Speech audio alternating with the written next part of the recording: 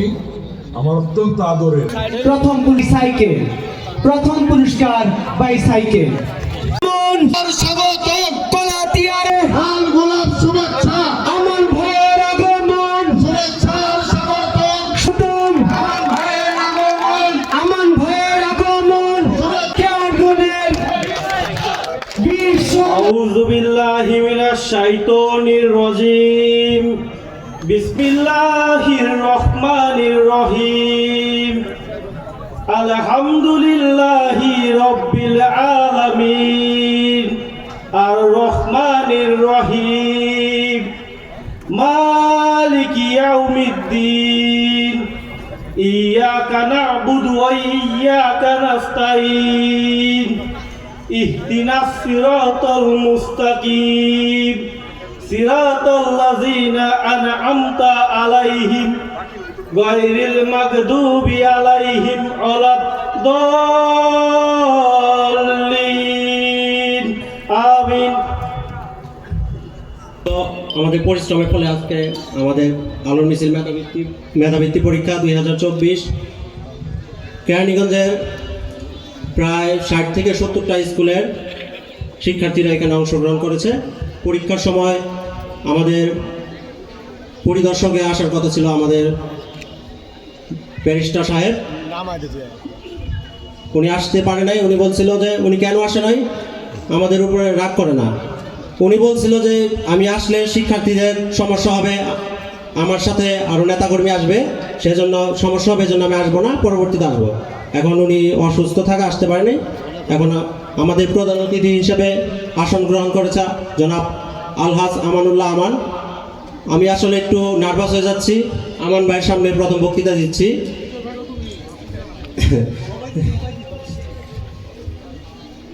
2018 সাল থেকে আমাদের সংগঠনটা শুরু। আমাদের সংগঠনে প্রায় 70 জন সদস্য।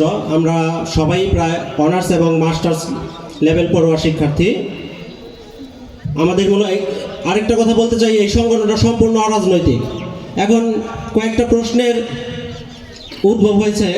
প্রশ্নটা হলো, ফেসবুকেও কয়েকজন কমেন্ট করছে, যখন আলহাজ আমানুল্লাহ আমান ভাই এবং ব্যারিস্টার ইরফান ইবনে অমি সাহেবকে যখন আমরা প্রধান অতিথি এবং বিশেষ অতিথি করলাম, তখন বলতেছে ওনার তো রাজনৈতিক ব্যক্তিত্ব, ওনারা কিভাবে অতিথি হয়। আমার এখন উত্তরটা হলো, এই কলাতে স্কুল দেখতেছেন, ওই যে পূর্ব পাশে এবং পিছনের স্কুল এবং কলেজ, এই স্কুল এবং কলেজে সবচেয়ে কার অবদান? বুকে হাত দিয়ে বলেন তো। আর কেরানীগঞ্জে 5 জন থেকে 2 জন থেকে 1 জন যদি কারো নাম আসে, কৃতি ব্যক্তি, কৃতি ছাত্র, কৃতি মানুষ, তার নাম কি? এখন এই ব্যক্তিটার কি একটা হক আছে না আমাদের এখানে আসার? আমরা বারবার তার কাছে যাব, বারবার তিনি আসবেন। এখন তিনি একটা হক আদায় করলাম মনে করেন, তিনি রাজনৈতিক ব্যক্তি, তিনি ডাকসুর ভিপি, একজন ছাত্র প্রতিনিধি ছিল। আমাদের কেরানীগঞ্জকে সারা বাংলাদেশের বুকে তিনি পরিচয় করে দিয়েছে। তার সুযোগ্য সন্তান ব্যারিস্টার সাহেব, তার শিক্ষাগত যোগ্যতা, তিনি লন্ডন থেকে ব্যারিস্টার পাস করে আসছে। আমাদের হযরতপুরের সন্তান, আমরা কলাতে হযরতপুরের সন্তান, আমরা যদি তাদের না ডাকি, তাদের না যদি সহযোগিতা না পাই, তাহলে কিভাবে? এখানে রাজনৈতিক কোনো বিষয় না। আমাদের কেরানীগঞ্জের জন্য তারা কাজ করলো, আমরা ওই মানুষের কাছে বারবার যাব এবং আজকে আমাদের কথা দিতে হবে। আমাদের শিক্ষার্থী যারা আছি, আমাদের সহযোগিতা করতে হবে সর্বাবস্থায়। আর আজকে যারা তোমরা শিক্ষার্থী আছো, আমি যেহেতু সভাপতি, আমাদের কয়েকটা তোমার অনুরোধ,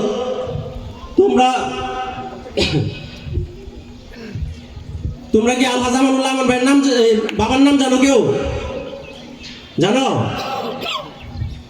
এই কথাটা আমি কেন বললাম জানো? নিজের পরিচয় বড় হতে হবে আমাদের। আলহাজ আমানুল্লাহ আমার ভাইয়ের নাম জানো না, ওনার পিতার নাম জানো না, কিন্তু উনি সারা বাংলাদেশ ব্যাপী, উনি নিজের যোগ্যতায়, ওনার বাবার অবশ্যই বিয়ে আছে, ওনার পিছনে অবদান আছে, কিন্তু ওনার নিজের যোগ্যতায়, মেধা, শ্রম। আজকে মেধাবৃত্তি পরীক্ষা শুধু তোমরা লিখছ, পড়ে আসছ পাঠ্য বই, ওইটার উপরে ভিত্তি দিতেছি, কিন্তু অনেক মেধা আছে আমাদের। এই যে আলহাজ আমানুল্লাহ আমান ভাই, যেমন রাজনীতি, ওনার মতো মেধা সারা বাংলাদেশ হয়তো 2-1 জন কমই পাওয়া যাবে। কারণ কেন বললাম ওনার মতো মেধা? উনি ডাকসুর ভিপি ছিলেন। ডাকসুর ভিপি বলতেই আলহাজ অনেক কিন্তু আরো ভিপি ছিল, ওনাদের ওইভাবে আমরা চিনি না। একজনকে চিনি, তিনি কে? আলহাজ আমানুল্লাহ আমান ভাই। তার মতো হতে হবে। আমাদের কার মতো হতে হবে? ব্যারিস্টার সাহেবের মতো লন্ডন যেতে হবে বিমান দিয়ে। ডক্টর ইউনূস সাহেব ছোট্ট একটা মানুষ, একটা কোটি পড়ে থাকে, কিন্তু নোবেল পাইছে, তার মতো হতে হবে। আমাদের দেশনেত্রী বেগম খালেদা জিয়া বিধবা একজন নারী, 3 বার প্রধানমন্ত্রী হয়েছে, তার মতো হতে হবে। আমরা হতে পারবো তো? আর আমি বেশি কথা বলবো না, আমানুল্লাহ আমান ভাই আছে আর অতিথিরা আছে, সবাই চেষ্টা করবো। আর একটা রিকোয়েস্ট, মা বাবার পরিচয়, মা বাবা অনেকে কৃষি কাজ করে, রিক্সা চালায়, মা বাবার পরিচয় দিতে দ্বিধান্বিত বোধ করা যাবে না। মা বাবার পরিচয় দিতে হবে, মা বাবাকে সর্বাবস্থায় সম্মান করতে হবে। করবো তো? সময়ানুবর্তিতা মেনে চলতে হবে।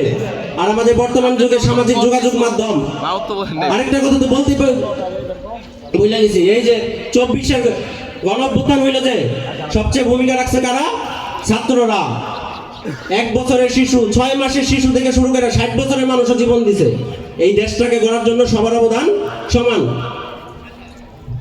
আর আলহাজ আমানুল্লাহ আমান ভাইয়ের কাছে আমি অবৈন্য একটা কথা বলতে চাই, যেহেতু এটা অরাজনৈতিক সংগঠন ভাই, যদি আলহাজ আমানুল্লাহ আমান ভাইয়ের যদি কোনো ভুল থাকে আমরা সমালোচনা করব। সমালোচনা করলে লাভ কাদের? আমাদেরই লাভ, আমাদের দেশটা আগে যাবে। আমি আর কথা বাড়াতে চাই না, আমি খুবই নার্ভাস হয়ে গেছি। আমার জন্য সবাই দোয়া করবেন, কৃতি শিক্ষার্থীদের জন্য দোয়া করবেন, আমানুল্লাহ আমান ভাই এবং আমাদের ব্যারিস্টারের জন্য দোয়া করবেন তো সবাই। ব্যারিস্টারের জন্য দোয়া রেখে আমি আমার কথা শেষ করছি। আল্লাহ হাফেজ। সুন্দর, ধন্যবাদ দাও। সবাই যে বক্তব্য আছে তাকে তালি দিয়ে ধন্যবাদ দাও।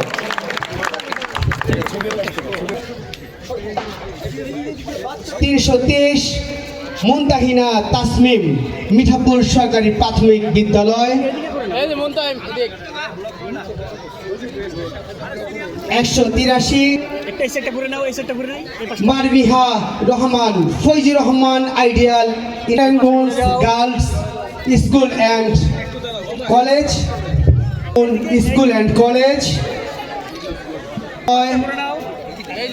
573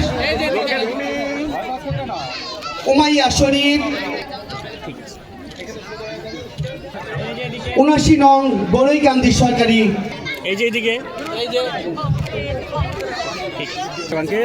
প্রথম হয়েছে Sufiana Chowdhury Taipur kindergarten, roll number 407 Ayesha আলাল।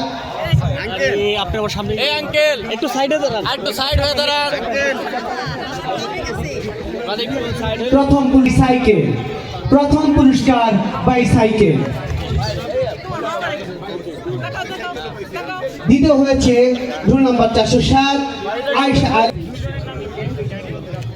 দ্বিতীয় পুরস্কার এডুকেশন কিট। তাকিয়া ওয়াকা ক্যানগঞ্জ। চতুর্থ হয়েছে রাফা তাসফিয়া। চতুর্থ হয়েছে শফি। 29 এইচ.এম. মাহমুদ রহমান রুহিতপুর সরকারি প্রাথমিক বিদ্যালয়। তার প্রাপ্ত নম্বর 71। অষ্টম স্থান 70.5। নবম স্থান 70। তার প্রাপ্ত নম্বর 70। অষ্টম শ্রেণী। প্রস্তুত থাকবে বর্মন অর্পিতা কলাতিয়া উচ্চ বিদ্যালয়। তার প্রাপ্ত নম্বর, তার প্রথম পুরস্কার ব্র্যান্ড নিউ ল্যাপটপ। পুরস্কারটি গ্রহণ করছেন, দ্বিতীয় স্থান অধিকার করেছে। তার পুরস্কার এডুকেশন কিট। প্রধান অতিথির হাত থেকে পুরস্কার গ্রহণ করছে। তৃতীয় হয়েছে জান্নাতুল ফেরদাউস আফরিন হযরতপুর হলি। চতুর্থ হয়েছে প্রিয় বাংলা মডেল স্কুল। পঞ্চম স্থান Siam Hossain Zinjira PM pilot school. অষ্টম স্থান অধিকার করেছে মোহাম্মদ নাইমুর রহমান উম্মে হাবিবা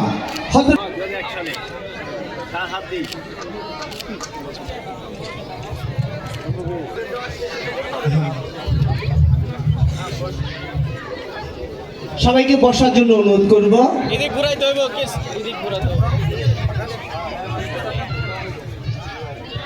প্রধান অতিথিকে ক্রেস্ট প্রদান করছেন আলোর মিছিলের আকাশ খান।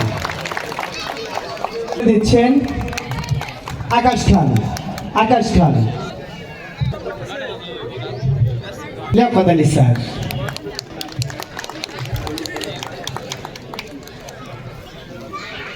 শিক্ষক মাহফুজা আপাকে ক্রেস্ট তুলে দিন কোষাধ্যক্ষ আলোর মিছিল।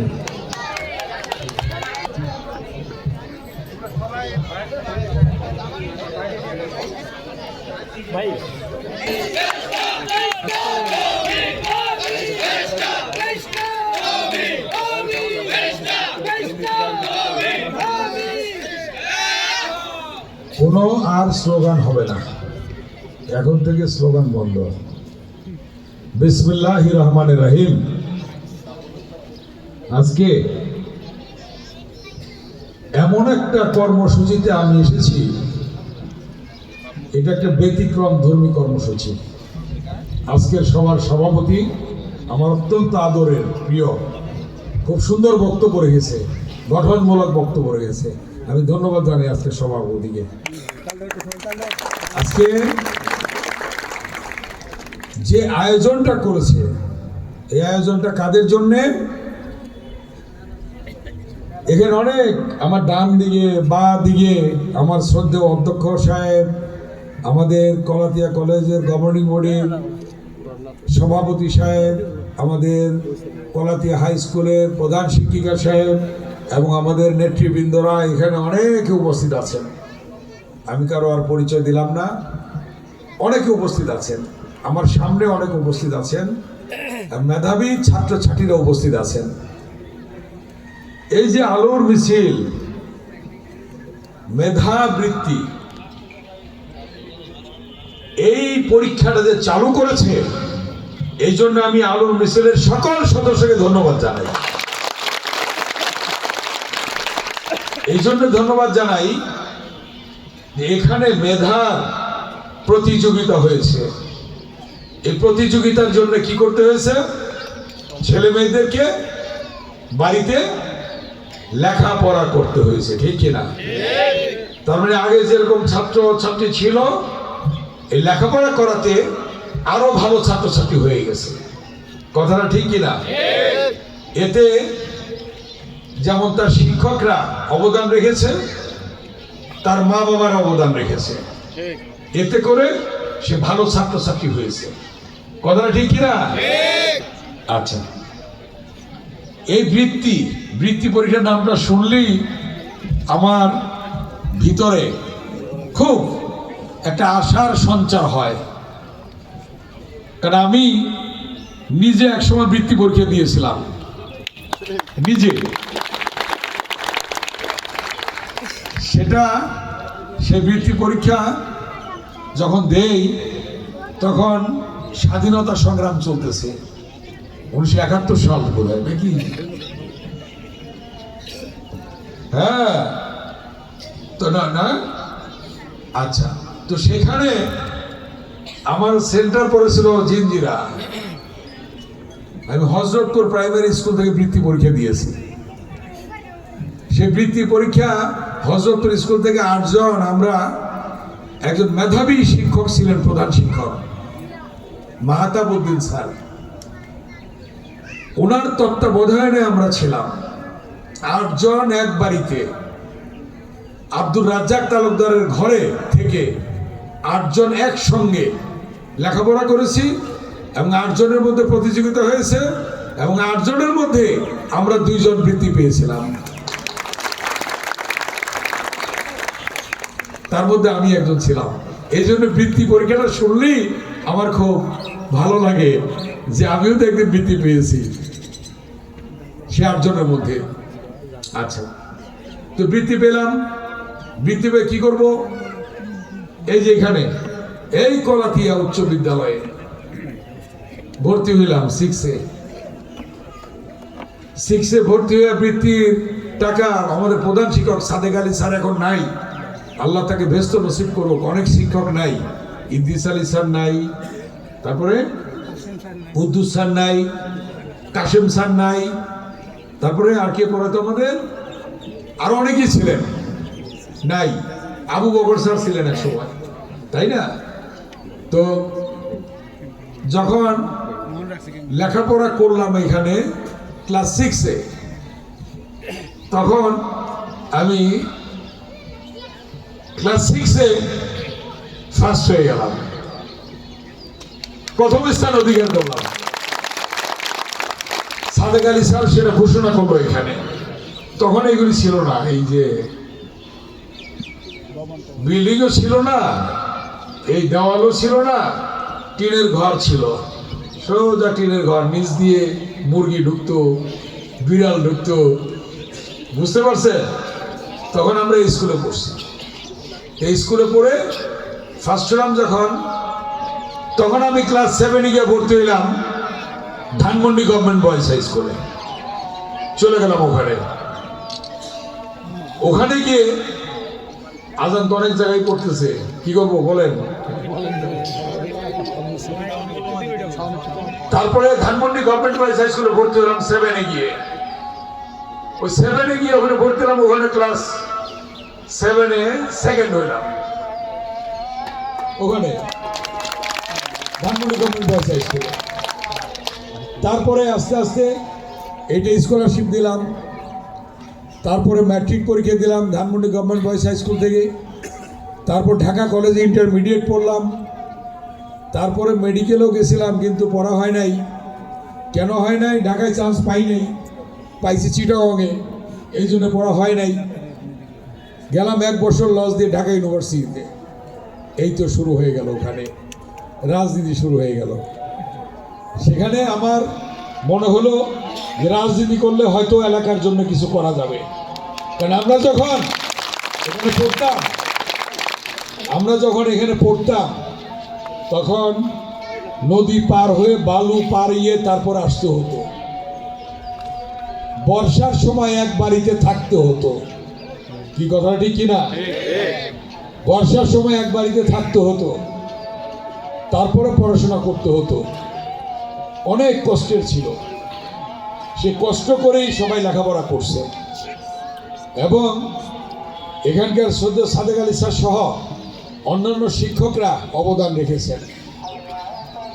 তার পরবর্তীতে যখন Dhanmondi government boys high school থেকে যখন 7-এ পড়তাম, থাকতাম হোস্টেলে, স্কুলের হোস্টেলে।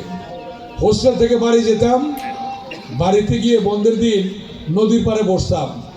তো নদীর পাড়ে বসে দেখতাম যে আমাদের বাড়িতে তো বিদ্যুৎ নাই, আমাদের গ্রামে বিদ্যুৎ নাই, নদী পার হয়ে আসতে হয়, আর নয় বয়লারপুর থেকে ভোটে যেতে হয়, আর না হয় কলাতিয়ার খাল দিয়ে যেতে হয়। কি মনে আছে আপনাদের? এই অবস্থা ছিল। আর না হয় কাঁচা রাস্তা দিয়ে খোলা বেবিতে যেতে হয়। কি ঠিক কিনা কথাটা? কাঁচা রাস্তা ছিল কিন্তু কলাতিয়া রাস্তা, কাঁচা রাস্তা দিয়ে খোলা বেবিতে যেতে হয়। তখন আমার মাথার মধ্যে আসতেছে, তখন আমি যখন স্কুলে পড়ি, তখন ক্লাস 7-এ, তখন যে সরকার ছিল, এই সরকারের একজন কলাতিয়ার সন্তান জাহিদ সাহেবকে নিয়ে বললাম, ভাই কেরানীগঞ্জে গ্যাস ঢুকাইতে হবে, আপনি আমাকে সাহায্য করতে হবে কেরানীগঞ্জের সন্তান হিসাবে। এবং পেট্রো বাংলা চেয়ারম্যানের কাছে আমি গেলাম, ওনাকে নিয়ে চেয়ারম্যানের কাছে গিয়ে বললাম যে কেরানীগঞ্জে গ্যাস দিতে হবে। ওইদিকে কুন্ডা থেকে হজরতপুর, ওইদিকে কুন্ডা হজরত, আগে বললাম যে কুন্ডাতে নেবো আগে গ্যাস, তারপরে হজরতপুর নেব। মানে হজরতপুর আসলে তো সাতটা, কালিন্দি, জিঞ্জিরা, তারানগর হয়ে যেতে হবে কলাতিয়া, তাই না? তো সেইভাবে আমরা গ্যাস আনলাম, দিতে দিতে দিতে দিতে দিতে দিতে প্রত্যেক ইউনিয়ন টাচ করলাম আমরা, গ্যাস চলে আসলো। বিদ্যুৎ রিভার ক্রস করায় নিয়ে গেলাম, বিদ্যুৎ হইল, গ্রামে গ্রামে বিদ্যুৎ, এগুলি হয়ে গেল। এই যে স্কুল, ভাঙা টিনের ঘর, বিল্ডিং হয়ে গেল। ওই সৈয়দপুর প্রাইমারি স্কুল বিল্ডিং হয়ে গেল, সব প্রাইমারি স্কুল বিল্ডিং হয়ে গেল আল্লাহর রহমতে। তারপরে হাই স্কুলগুলো বিল্ডিং হয়ে গেল, এগুলি হতেই থাকলো। টিটিসি হইল এবং বিভিন্ন বিভিন্ন দিক দিয়ে এবং পূজা মণ্ডপ, আর বলতে হয় আমাকে সত্য কথা, মনোহরিয়া পূজা মণ্ডপ আওয়ামী লীগ দখল করছিল, কি ঠিকই না? হিন্দু সম্প্রদায়ের ভাইয়েরা এখানে বোধহয় আছেন দুই একজন। হ্যাঁ হ্যাঁ, মনোহরিয়া সে পূজা মণ্ডপ উদ্ধার করে দিছি, দেউলি পূজা মণ্ডপ উদ্ধার করে দিছি। মানে আমরা কারোটা জোর করে খেতে দেই নাই, চেষ্টা করছি যে হিন্দুদের সম্পদ হিন্দুদের থাকবে, এগুলি আমরা করেছি। অতএব বিএনপি, খালেদা জিয়া, তারেক রহমান যে সাম্প্রদায়িক সম্প্রীতিতে বিশ্বাস করে, এটাই বড় দৃষ্টান্ত। এই যে পূজা গেল, দুর্গা পূজা, আমাদের প্রতি নির্দেশ ছিল 8 ঘন্টা করে ডিউটি, প্রত্যেক পূজা মণ্ডপে 8 ঘন্টা করে ডিউটি দিচ্ছেন না? প্রত্যেক নেতারা ভাগ করে করে 8 ঘন্টা করে 24 ঘন্টা 3 শিফটে ডিউটি করছে আমাদের সারা বাংলাদেশে। এটা বেগম খালেদা জিয়ার এবং তারেক রহমানের নির্দেশ ছিল, এটা আমরা এটা করেছি। তারপরে দেখেন অবস্থা হইল, জিঞ্জিরা বাবুবাজার ব্রিজ হবে, গেলাম লন্ডনে 92 সালে, বেগম খালেদা জিয়া গেলেন জাতিসংঘের অধিবেশনে। তা আমাকে ইলিয়াসকে আর রতনকে বললেন, ইলিয়াস কিন্তু গুম হয়ে গেছে, ছাত্র দলের নির্বাচিত সাধারণ সম্পাদক ছিল। এই 3 জনের দায়িত্ব দিলেন, লন্ডনে একটা জনসভা করবে খালেদা জিয়া। গেলেন উনি জাতিসংঘে, আমেরিকা, ভাষণ দিয়ে লন্ডনে আসলেন। লন্ডনে জনসভা অর্গানাইজ করার দায়িত্ব ছিল আমাদের উপর। আমরা ওই প্রত্যেকটা স্টেটে গেলাম। লন্ডন শহরের পাশে একটা নদী, নদীর নাম টেমস নদী। ওই নদীর উপর 17টা ব্রিজ ঘুরতে ঘুরতে দেখলাম, টানেল সহ। সেই 17 ব্রিজ হওয়ার কারণে লন্ডন শহর এই পার থেকে ওই পারে আরেকটা লন্ডন শহর হয়ে গেল। আসলেন ম্যাডাম লন্ডনে, জনসভায় বক্তৃতা দিলেন, উঠলেন প্লেনে। প্লেনে ওঠার পরে বললাম, ম্যাডাম আমার একটা কথা আছে। উনিও খুব খুশি, খুব জনসভা ভালো হয়েছে খুব। তো আমি বললাম, ম্যাডাম লন্ডন শহরে 22 দিন ঘুরলাম, ঘুরে দেখলাম লন্ডন শহরের পাশে টেমস নদী, টেমস নদীর উপর 17টা ব্রিজ। এই ব্রিজ হওয়ার কারণে লন্ডন শহরের ওই পাশে আরেকটা লন্ডন শহর হয়ে গেছে। তো বাংলাদেশের রাজধানী ঢাকা, ঢাকার পাশে বুড়িগঙ্গা নদী, বুড়িগঙ্গা নদীর প্রতি একাধিক ব্রিজ হয়, তাহলে বুড়িগঙ্গার ওই পারে কেরানীগঞ্জ আরেকটা ঢাকা শহর হয়ে যাবে। যখন এই কথা বললাম, ম্যাডাম হেসে দিলেন, বললেন ঠিক আছে, তুমি কি বলতে চাচ্ছ আমি বুঝতে পেরেছি। গেলেন, আসলেন ঢাকায়, এসে ফাইন্যান্স মিনিস্টার সাইফুর রহমানকে ডাকলেন, যোগাযোগ মন্ত্রী তৎকালীন কর্নেল অলিকে ডাকলেন, সুগন্ধায় বসলেন, বসে বললেন আমান কি চাই দেখেন। আমি বললাম জিঞ্জিরা বাবুবাজার ব্রিজ করতে হবে, যেটা ম্যাডাম কথা দিয়ে আসছেন নির্বাচনী জনসভায়। তারপরে ওয়াশপুর বসিলা ব্রিজ করতে হবে, কামরাঙ্গীরচর খোলামোড়া ব্রিজ করতে হবে, আলিপুর ব্রিজ করতে হবে। এগুলি বলার পরে বললেন যে দিয়ে দেন। তখন সাইফুর রহমান বলল, এতগুলি ব্রিজ একটা নদীর উপর, আমার সুরমা নদীর উপর একটা ব্রিজ, আমি কয়টা ব্রিজ দিব এখানে? সিলেটি ভাষায় এটা কি বলেন ম্যাডাম? বলছে না, যা বলে তা দিয়ে দেন, আমি ওয়াদা করে আসছি ওই দিতে হবে এই ব্রিজগুলা। তারপরে উনি নিজে আসলেন জিঞ্জিরা বাবুবাজার ব্রিজ করতে, উনি নিজে আসলেন ওয়াশপুর বসিলা ব্রিজ করতে। মনে নেই আপনাদের? এই ছোটরা তো জানে না এই ইতিহাস। আমি কিন্তু 30 বছর আগের কথা বলতেছি, আমি 35 বছর 34 বছর আগের কথা বলতেছি। অনেকেরই জন্ম হয় নাই, অনেকে জানেই না, অনেকে ছোট ছিল, অনেকে মুরব্বীরা জানেন এই ঘটনাগুলি। এইভাবে কিন্তু হয়েছে কেরানীগঞ্জ। সেই কেরানীগঞ্জ আজকে জমির দাম কত, জমির দাম কি রকম দেখেন। এই ব্রিজগুলি হওয়াতে, বিদ্যুৎ আসাতে, গ্যাস আসাতে ঢাকা শহরের মতো দাম হয়ে গেছে না? 1 কোটি টাকা শতাংশ যে বসিলা ব্রিজের গোড়ার ওই সাইড দিয়া, জিঞ্জিরা বাজার ব্রিজের দিয়া 3 কোটি 4 কোটি টাকা শতাংশ, এইগুলি আজকে হয়ে গেছে। ওই সমস্ত ব্রিজের গোড়ায় কিন্তু আমার 1 কাঠা জায়গাও নাই, আমি করতে পারতাম, আমি তখন কিনতে পারতাম যে ব্রিজ হবে কিনে রাখি, কিনি নাই। সেখানে আমরা চেয়েছি যে জনগণ উপকৃত হোক, জনগণ উপকৃত হবে, আমরা সেটা করি। আজকে জনগণ উপকৃত হয়েছে, কেরানীগঞ্জবাসী সেটা মূল্যায়ন করছে। প্রথমবার দিছে 32,000 ভোট বেশি, দ্বিতীয়বার বিনা প্রতিদ্বন্দ্বিতায়, তৃতীয়বার দিছে 72,000 বেশি, চতুর্থবার ইলেকশনে দিছে 82,000 বেশি। তো কেরানীগঞ্জের জনগণ দিল না আমাকে, খালেদা জিয়াকে দিল না, তারেক রহমানকে দিল না, দিল জিয়াউর রহমানকে দিল। কেরানীগঞ্জের মানুষ অকৃতজ্ঞ না, কেরানীগঞ্জের মানুষের কাছে আমি কৃতজ্ঞ, কারণ তারা কখনো ভুল করেনি, ভুল করবে না। তবে বলতে পারেন বিগত 3টা নির্বাচন হইল দিনের ভোট রাতে হয়েছে, ঠিক না? দিনের ভোট রাতে, এটা কোনোদিন হয়েছে? সরকার গঠন করছে, খালেদা জিয়া 96 সালে তত্ত্বাবধায়ক সরকার দিয়ে দিল। আমি নিজে 4 বার এমপি হয়েছি তত্ত্বাবধায়ক সরকারের অধীনে নির্বাচনে, তাহলে নিরপেক্ষ নির্বাচন হয়। খালেদা জিয়া 96 সালে সংসদে বিল পাশ করিয়ে তত্ত্বাবধায়ক সরকার দিল, কিন্তু হাসিনা আইসা কি করলো? তত্ত্বাবধায়ক সরকার প্রথা বাতিল।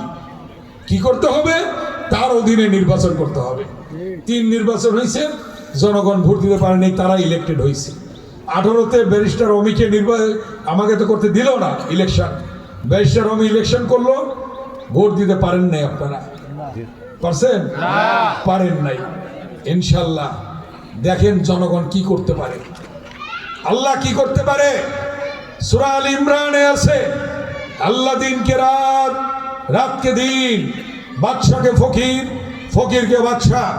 রাজ্য দান করেন, রাজ্য কেড়ে নেন, সম্মান দান করেন, সম্মান কেড়ে নেন। পৃথিবী সৃষ্টি করেন, পৃথিবী ধ্বংস করেন। জীবিতকে মৃত করেন, মৃতকে জীবিত করেন। কে করেন? আল্লাহ করেন। আল্লাহ করে দিল, আল্লাহ করে দিল। ইলিয়াস আলীকে গুম করছে, চৌধুরী আলমকে গুম করছে, সুমনকে গুম করছে, এবং বহু শত শত নেতাকর্মী গুম করছে, হত্যা করছে, শহীদ হয়েছে। সর্বশেষ আমার ছাত্র জনতার ভাইয়েরা, হাজার হাজার ছাত্র জনতা রক্ত দিয়ে নতুন বাংলাদেশ সৃষ্টি করেছে তারা। আমরা তাদের আত্মার মাগফিরাত কামনা করি। এই বাংলাদেশে অন্তর্বর্তীকালীন সরকার হয়েছে, এখন নির্বাচন হইলে কি হবে? নির্বাচন হইলে কি বিএনপিও হবে না? ইনশাআল্লাহ আল্লাহ যদি আনে হবে। কারণ কি জানেন? শেখ হাসিনা 57 জন পিডিআর এর সেনা কর্মকর্তাকে হত্যা করছে। কতজনকে? 57 বার তার ফাঁসি হবে, 57 বার ফাঁসি হবে। হাজার হাজার ছাত্র জনতাকে গণহত্যা করেছে, কতবার ফাঁসি হবে তার? অতএব শুধু তার নয়, শেখ হাসিনা সহ তার যে দূষণ আছে প্রত্যেকের ফাঁসি হবে। এই বিচারে বাংলার মাটিতে হবে। অতএব শেখ হাসিনা সহ যারা এতদিন এই নির্মম ভাবে হাজার হাজার ছাত্র জনতাকে হত্যা করেছে, গুম করেছে, খুন করেছে, লুটতরাজ করেছে, তাদের জায়গা এই বাংলাদেশে আর নেই, হবে না। জনগণ আর তাদের আনবে না। ভোট হলে তো আসবেই না, কখনোই আসবে না।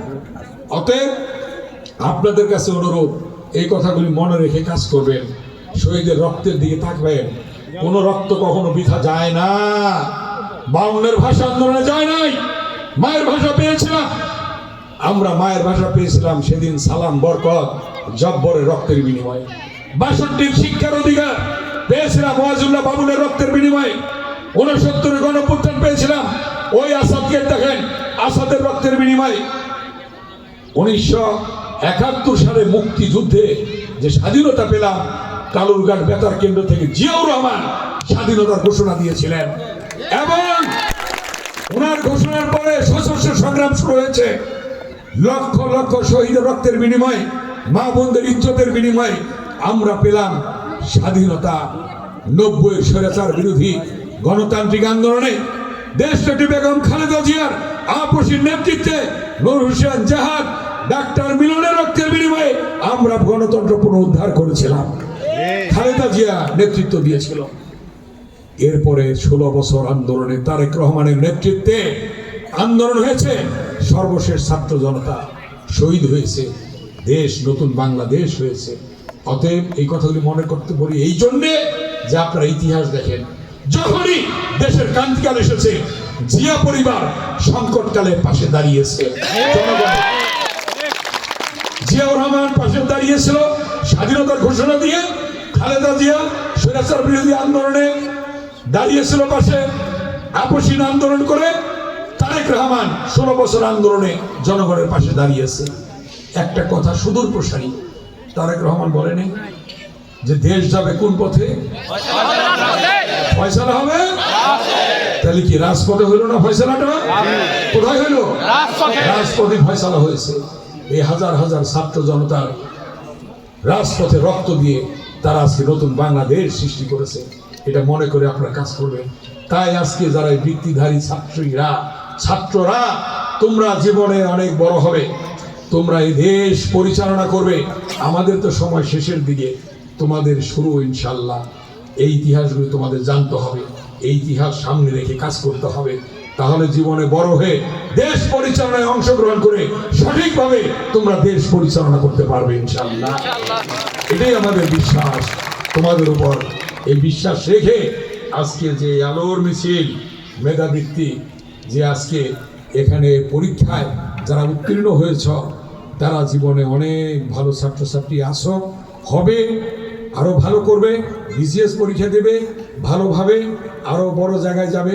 এবং যারা আসতে পারে নাই, তারা যে 700 নাকি এখানে প্রতিযোগিতা করেছে, এবং কত 700+, অতএব এভাবে এই প্রতিযোগিতার মধ্য দিয়ে ছাত্রছাত্রীদের মেধার বিকাশ ঘটবে।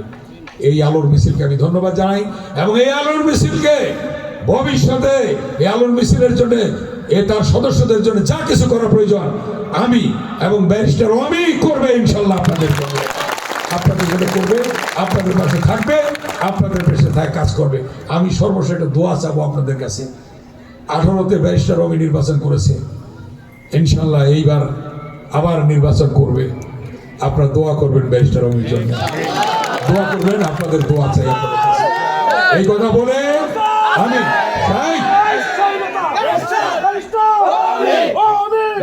আমি সবাইকে ধন্যবাদ জানিয়ে, এবং যারা মেধাবী ছাত্রছাত্রী তাদেরকে আমার অন্তরের অন্তঃস্থল থেকে অভিনন্দন জানিয়ে, ধন্যবাদ জানিয়ে, আল্লাহ আমাদের ক্ষমতায় আনলে আমরা আরো বড় ধরনের বৃত্তি আমরা শুরু করবো। আগে যেটা করেছিলাম আমরা ক্ষমতায় থাকা অবস্থায়, যেটা যারা স্কলারশিপ পেত তাদেরকে আমরা এভাবে বৃত্তি দিতাম বিভিন্নভাবে। আমরা আগামীতে মেধার প্রতিযোগিতা ঘটাবো এই কেরানীগঞ্জের মধ্যে ইনশাআল্লাহ। এবং আলোর মিছিল যেটা করেছে, আমাদের পথ আবার নতুন করে 16 বছর পরে দেখাই দিল, আমরা এটা অনুসরণ করবো ইনশাআল্লাহ। ধন্যবাদ সকলকে, আলোর মিছিলের সকল সদস্যকে ধন্যবাদ। আর একটা কথা সঠিক বলছে, তুমি ঢাকা কলেজে দেওয়ালের মধ্যে লেখা ছিল, ঢাকা কলেজে দেওয়ালের মধ্যে লেখা ছিল, ঢাকা কলেজে সবসময় মেধাবী ছাত্ররা ভর্তি হতো। বিভিন্ন প্রত্যন্ত অঞ্চলে গ্রাম থেকে যারা ভালো ফলাফল করতো তারা কিন্তু ঢাকা কলেজে ভর্তি হতো, ঠিক কিনা? এখানকার সন্তানও আছে। ওই যে ডাক্তার জয়নাল এই কলেজ থেকে, এই স্কুল থেকে পাশ করেছিল, তাই না? এই ছেলে ঢাকা কলেজে ভর্তি হবে। আমি একদিন এই বারান্দাদের ঘুরতেছে, আমাদের সালাম ডাক্তার সহ জয়নাল কি হোস্টেলে একটা সিট লাগবে, ঢাকা কলেজে ভর্তি হয়েছে। সাথে সাথে তার সিটের ব্যবস্থা করে দিছি। দেখলাম যে প্রত্যন্ত অঞ্চলে যারা মেধাবী ছাত্র বাংলাদেশ থেকে বেছে বেছে যারা মানে ভালো রেজাল্ট করেছে তারা ভর্তি হয়েছে ওখানে।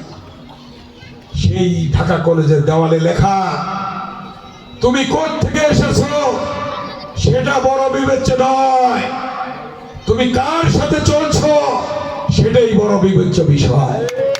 কথা বুঝতে পারছেন? পরিবেশ। অতএব সভাপতি যে বক্তব্য রেখেছে সঠিক বক্তব্য রেখেছে, আমি তার এই বক্তব্যকে সমর্থন করি। আমাদের বাবা মারা তো লেখাপড়া জানতো না, আমরা তো এখানে যারা আছে অনেকেরই বাবা মা লেখাপড়া জানতো না, অনেকেরই দাদা দাদি লেখাপড়া জানতো না, অনেকেই দাদা দাদির লেখাপড়া জানতো না। কিন্তু পরবর্তী প্রজন্ম ভালো ভালো ছাত্রছাত্রী হয়েছে, হবে ইনশাল্লাহ, কথাটা সঠিক। অতএব সেই লক্ষ্যে সকলকে এগিয়ে যেতে হবে, কাজ করতে হবে। কার সাথে চলছো সেটা বিবেচ্য বিষয়, কোথা থেকে এসেছ সেটা বিবেচ্য বিষয় নয়। কথা ঠিক? সেভাবে নিজেদেরকে তৈরি করবে, এটাই আমার অনুরোধ। সকলকে ধন্যবাদ। আল্লাহ হাফেজ।